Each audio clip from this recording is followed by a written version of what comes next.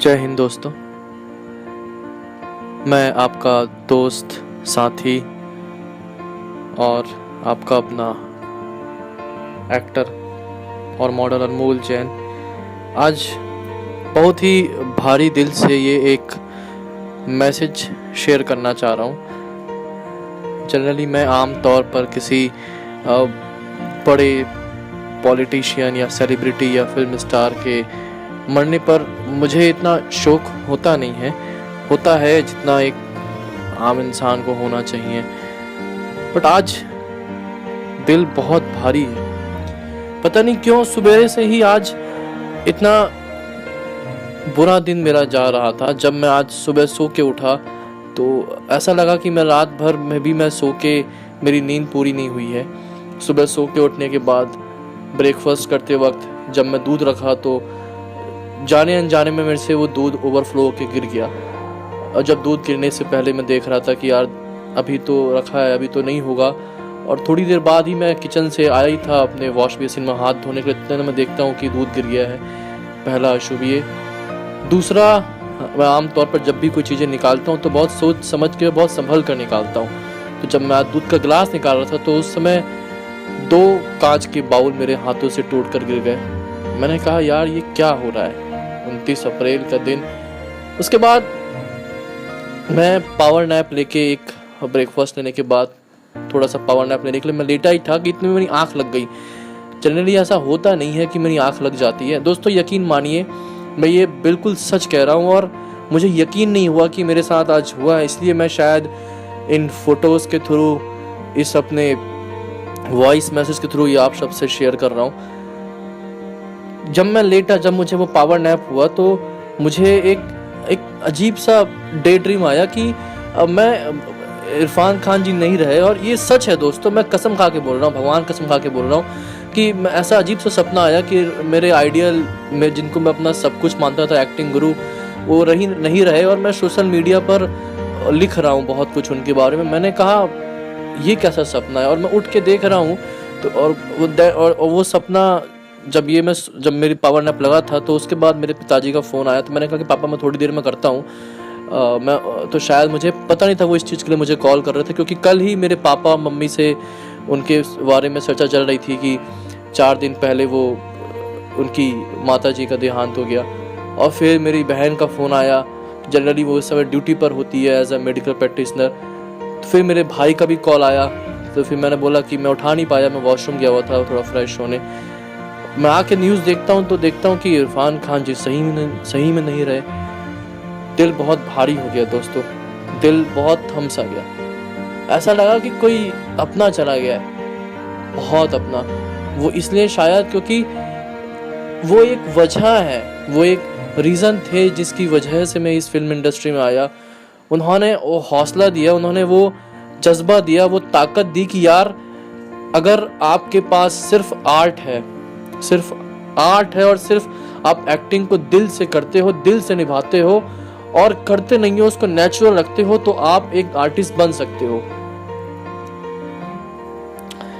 और मैं ही नहीं, मेरे हिसाब से हमारे देश के सैकड़ों लाखों लोग, आई थिंक उनके लिए वो इंस्पिरेशन थे, हैं और रहेंगे। दोस्तों मैं दिन भर में ना करके अभी ये इसलिए रिकॉर्ड कर रहा हूँ क्योंकि मैं चाहता नहीं था कि मैं इमोशनल हो जाऊं। इस वीडियो को बोलने से पहले मेरे आंखों में कभी आंसू आए नहीं। बट आज पहली बार जब मैंने वो न्यूज़ पढ़ी तो मैंने बोला यार बड़ी दिली तमन्ना थी इनसे मिलने की, इनको बताने की कि सर जो आप करते हो वो ना कोई कर पाया है, ना कोई कर सकेगा और ना ही हम वो इमेजिन कर सकते करना कि बिना बोले भी बहुत कुछ कह जाना, बिना बोले भी, बिना एक शब्द कहीं भी आंखों से एक पूरा वाक्य कह जाना जिसको एक डायलॉग भी कंप्लीट नहीं कर सकता। वो जादू सिर्फ आपकी आंखों में था और आपके अंदर था। मेरा फर्स्ट ऑडिशन जो मैं रात के 3 बजे रिकॉर्ड किया था, मेरे एक डियर फ्रेंड ईश्वर ने रिकॉर्ड किया था। वो जब मैं लोखंडवाला में रहा करता था अपने स्ट्रगलिंग डेज में, जब मैं नया मुंबई आया था अपनी जॉब छोड़ के। सोचो दोस्तों, एक अच्छा खासा पढ़ा लिखा इंसान जो अच्छे खासे वेल सेटल कॉलेज से पढ़ा है, वेल सेटल जॉब कर रहा है, उसको सपना देखने का जज्बा, सपना देखने की हिम्मत इस एक्टर से मिली, the great Irrfan Khan sir. कि यार अगर ऐसे लोग हैं, ऐसे लोगों की वजह से ही हम लोग जिंदगी में कुछ कर सकते हैं। क्योंकि इरफान सर ने बॉलीवुड को वो रूप दिया, वो ब्रेक थ्रू दिया जो आज बॉलीवुड में कायम है और एक नए मुकाम पर बॉलीवुड को पहुंचाया। क्योंकि हमारे बॉलीवुड में आज तक, इनफैक्ट कई सालों पहले तक के सिर्फ चेहरे और चेहरे को अहमियत दी जाती थी एक्टिंग के बलबूते पर, बट उन्होंने प्रूफ किया कि यार अगर दिल से कोई भी चीज करो तो वो सच में एक आर्टिस्ट ही कर सकता है। उनका वो डायलॉग मुझे आज भी याद है, हासिल मूवी का, जब हम कॉलेज के दिनों में देखा करते थे और घंटों घंटों बातें किया करते थे उस मूवी के बारे में। आई थिंक वो मूवी मैंने सैकड़ों बार देखी होगी। हासिल की आर्टिस्ट, तुमको याद रखेंगे गुरु हम। मैं ये बोलना चाहूँगा सर, आपके लिए, आप जहाँ भी हैं खुश रहें। हजारों करोड़ों लाखों लोगों की दुआएं आपके साथ है। वैज्ञानिकों ने कहा था आज की एक सितारा आज पृथ्वी से टकराएगा और दुनिया नष्ट हो जाएगी। क्या पता था कि वो दुनिया हमारे लिए आप होंगे सर, इरफान खान सर। बड़ा ही भारी दिल है, मुझे यकीन नहीं हो रहा है कि आप आज चले गए हैं। और जब मैं मुझे आज भी याद है, जब मैं वो रिकॉर्ड कर रहा था तो वो डायलॉग मुझे याद सा हो गया था। वो रोग मूवी का डायलॉग था कि पिछले गुरुवार को, अगर आप वो सुनेंगे तो उसमें उन्होंने बहुत अच्छी बात कही थी कि नींद तो माँ की गोद में आती थी डॉक्टर साहब। 4 दिन पहले ही उनकी माँ का इंतकाल हुआ था और शायद वो नींद जो वो ले नहीं पा रहे थे, उस नींद को लेने के लिए अपने माँ के पास चले गए। कितनी दुख की बात है। इस समय पे बहुत ही मन भारी में, आज दिन भर बहुत लोगों के फोन भी आए, कॉल्स भी आए, क्योंकि सबको मालूम था कि मैं उनका कितना बड़ा फैन हूँ। फैन कम, मैं उनको अपना आइडल मानता हूँ। क्योंकि whenever I used to go to give a shot, जब भी मैं कोई शॉट देता, जब भी मेरे पास कोई स्क्रिप्ट आती थी, मुझे लगता था कि यार ये बहुत टफ है, तो मैं याद करता था उनको कि अगर वो होते तो वो किस तरह करते। वो मेरे सामने बैठे होते और कहते कि तू इस तरह से कर सकता है इसको।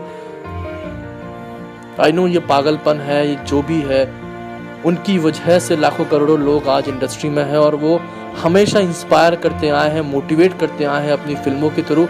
उन्होंने फिल्मों को एक नया रूप दिया। वो एक रूप उन्होंने प्रूफ किया कि एक आर्टिस्ट ही एक दिल से, एक आर्ट से काम करता है और इंडस्ट्री में आर्टिस्ट भी होते हैं। उन्होंने प्रूफ किया कि उनका कोई भी डायलॉग है, उनकी कोई भी फिल्म देखो आप, तो उसमें आप ये पाएंगे कि हर फिल्म में, हर लाइन में बिना कुछ कहे, अगर वो कुछ नहीं भी कह रहे हैं तो उसके थ्रू वो बहुत कुछ बोल जाया करते थे। दोस्तों, इस ऑडियो को बंद करने के लिए मैं एक आखिरी ट्रिब्यूट उनको देना चाहूँगा। एक मेरे मित्र हैं जिन्होंने ये पोयम लिखी है, उनके लिए उस पोयम के थ्रू मैं उनको एक भावपूर्ण श्रद्धांजलि अर्पित करना चाहूँगा। इरफान का मतलब होता है दोस्तों इश्क। तो एक खत इरफान इश्क के नाम। कहते हैं इश्क में दिल टूटता ही है, आपने भी तोड़ ही दिया यार, पर कोई नहीं, हम भी आशिक हैं गुरु, पीछे पीछे ही सही पर साथ चले आएंगे। जिंदगी एक हादसा है और मौत उसका सफर। दुनिया गोल है, देखना हम फिर मिलेंगे हम सफर। नाराजगी है, गुस्सा है और एक जिद भी है कि रोना नहीं है, फिर भी खुद को समझा रहा हूं कि शायद आपका जाना जरूरी होगा। एक नई कहानी, नए किरदार के साथ आपका इंतजार कर रही होगी, और अच्छी कहानी और किरदार को आप कब मना कर पाए हैं। पर गुरु, जो भी हो, जल्दी कर गए यार। कहते हैं ऊपर बैठे हुए वो बहुत तंदुरुस्त सोचता है, पर उससे मिलेंगे तो उससे कहिएगा जरूर। उसकी इस कहानी का नायक तो जबरदस्त था, पर अपने नायक की कहानी पूरी लिख नहीं पाया वो।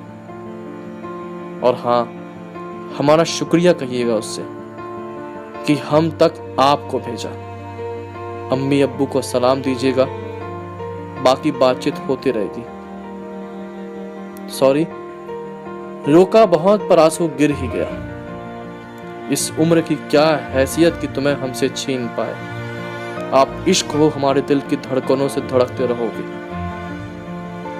हमारे प्यारे नवाबजादे इरफान, मेरे और आपके सब चाहने वालों की तरफ से छोटा सा ये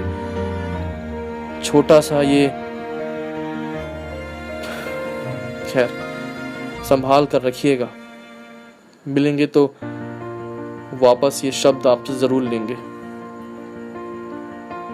और एक अंतिम पंक्ति, एक बस तुझको ही खोना बाकी था, इससे बुरा इस साल और क्या होना बाकी था। God bless you sir. आप हमेशा हमारे दिलों में, हमारी यादों में जिंदा हैं और जिंदा रहेंगे। आपके जैसा इस फिल्म इंडस्ट्री में ना कोई आया है और ना कोई आ पाएगा। जो आप कर गए वो अच्छे भी नहीं कर पाएंगे। आपके जैसा एक्टर को, आपके जैसी शख्सियत को पूरी फिल्म इंडस्ट्री नहीं बल्कि पूरा हिंदुस्तान ही मिस करेगा। जब जब पर्दे पर कोई फिल्म देखने जाया करेंगे तो आपको याद किया करेंगे कि यार गुरु, अगर आज इरफान साहब होते ना तो इस फिल्म का मज़ा ही कुछ और होता। बहुत जल्दी चलेगा सर। थैंक यू दोस्तों।